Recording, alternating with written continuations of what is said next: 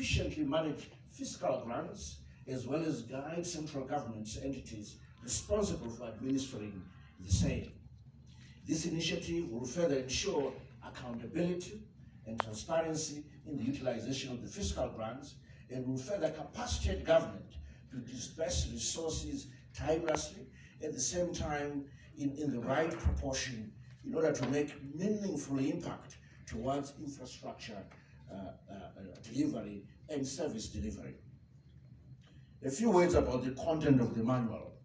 The major areas that are covered by this manual it really reiterates the key tiers of government that should be involved in the implementation of the devolution agenda. 2, the grants allocation criteria are also covered. 3, the eligible expenditures that are ought to be covered with these resources. It's not, you don't just buy anything using these resources, it's very specific or prescribed. 3, the institutional framework for managing the devolution agenda. 5, financial management framework is also clearly spelled out. And finally, 6, there's a very important element of monitoring and evaluation. So we're making sure that in the allocation formula, there's a budget for monitoring and evaluation, so we can evaluate the progress we're making. Colleagues, maybe a few words about the allocation formula.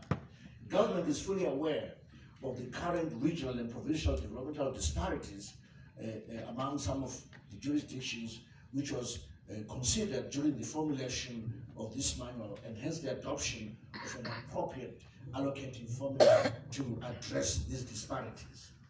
The formula will be reviewed every 5 years, or when necessary, in order to align it with emerging contextual changes.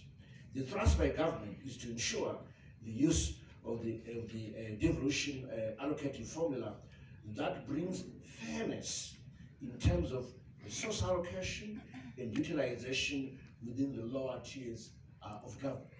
So this formula, for example, it speaks to population size within a district or a province. It speaks to the level of infrastructure development within a province or district. So it takes into account those disparities and tries to achieve